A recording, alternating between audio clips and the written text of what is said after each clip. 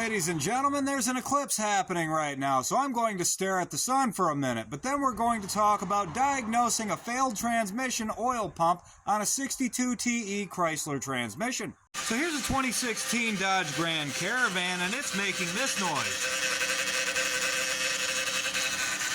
It's quieter on this side of the engine, louder over here. I know this to be a transmission pump failure, but we're just going to go through it.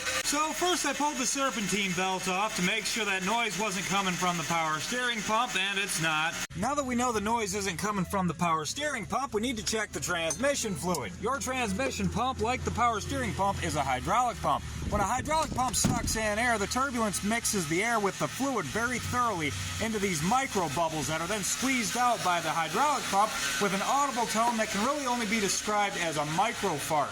If your fluid's low, then your pump can suck in air. Now, there's no transmission dipstick tube, so there's a couple of ways to check the fluid. One, you can buy Chrysler's multi-dipstick thing right here, which comes with all these numbers and two charts.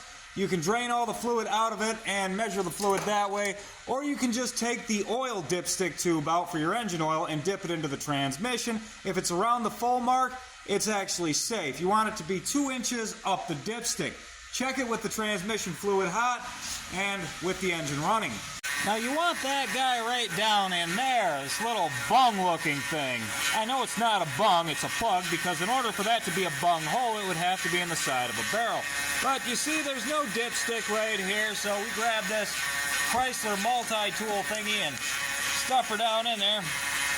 I'll pause you for a moment while I do. For the sake of this video, or at least to pander to some haters, we're going to use Chrysler's universal dipstick, which comes with these charts. We find the Caravan, that's right there. It's got a 62 TE transmission. We use chart C. Go over here, this is chart C up at the top.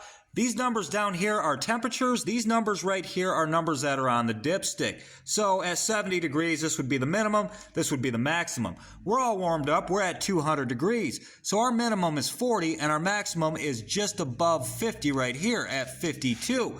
Now, we go over to the dipstick, and it's overfilled, obviously. People do this all the time. They hear transmission noise, they can't check the fluid, so they just add some fluid to see if the noise goes away. It didn't help in this case. But I put this tape measure here so I could show you. It's just 2 inches up whatever dipstick you can fit down in there. Perfect. The fluid being overfilled actually puts the fluid return below the reserve fluid, so the fluid that cycles through the transmission comes back into the reservoir underneath of the fluid line, causing turbulence and making foam. Foam is just bubbles, and bubbles are just air. If that air gets cycled through the transmission, it causes overheating issues. You usually only see problems with this when you're running down the road at higher speeds with too much fluid, but we're going to get it back down to level just so everything's where we want it to be. Now I'm just going to suck some out with this contraption right here. I call it the Super Sucker, but I know it's got a name. Alright, so we got it a hair lower than 50. It's between 40 and 50, so we're safe. Clearly that's not the issue either. Let's move on to something else. Now at this point, we know by the noise it's making that the pump's sucking air, and it's not low on fluid, so it's either got a problem with the pickup or the pump itself is bad. But I'm going to show you how to check the line pressure using one of these gauges right here. We're going to hook it up and look for some fluttering.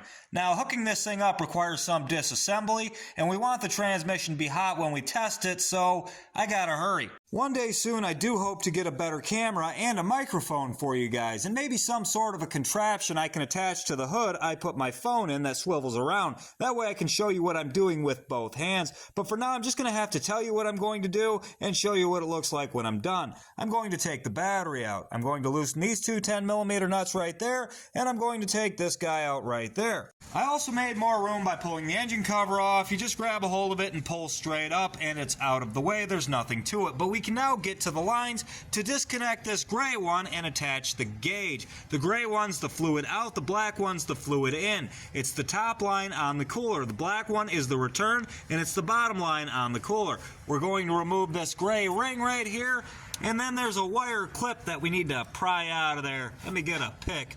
Alright, I spared you having to watch me get this pick behind this little wire thing right here, but that's it right there. Don't lose that guy. You can buy it at a parts store in an assortment, but if you don't lose it, you won't have to. Now we just got to pull this line out of here. If you live in the Rust Belt like me, sometimes you got to wiggle them and pull and they just pop out like that. Now we got to remove this fitting, and that's a 19mm socket. Let me get that. Now, oil pressure kits come with an assortment of the most common fittings. Once you have the fitting out, just match it up to one in the kit.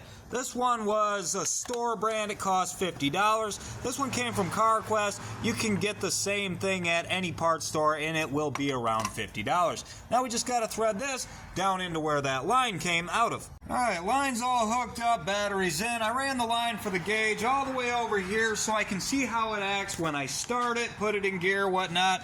And let's see if I can do this with one hand. Alright, can you see it? Because I can't. Alright, let's start her up. Okay, I want 70 pounds. I don't have 70 pounds. It did cool down a little bit. Let's let it sit a minute. Starting to warm up, and now it's doing that. Still not 70 pounds, so definitely a problem. It's fluttering, definitely a problem. Pretty clear we've got a problem.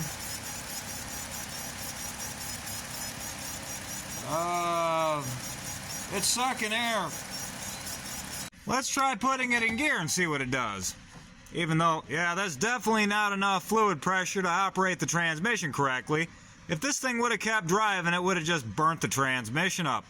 So what do we know? We know the transmission makes a high-pitched whining noise. I know from experience that every 62 TE that comes in making that noise needs a transmission pump, but you don't know that. We know it's got low and inconsistent line pressure, but we pretty much figured that because it acts like it's out of fluid, even though it has fluid in it. We can mess with solenoids, but honestly, the low line pressure is a dead giveaway that the transmission's going to have to come out to do any further diagnostics. There are still a few things left to talk about though. This is your engine oil dipstick right here, and as you can see, the low oil level line is at 2 inches. So if you use your engine oil dipstick to check your transmission fluid, it should be at that bottom line right there. I also have to make this correction. The return fluid cannot be below the reserve fluid level because the 62 TE dumps the fluid into the top of the transmission. I was thinking of something else. You still shouldn't overfill it though. Another thing, I know there are test ports to check the fluid pressure in the transmission, but I've always connected to the lines. I just feel better that way.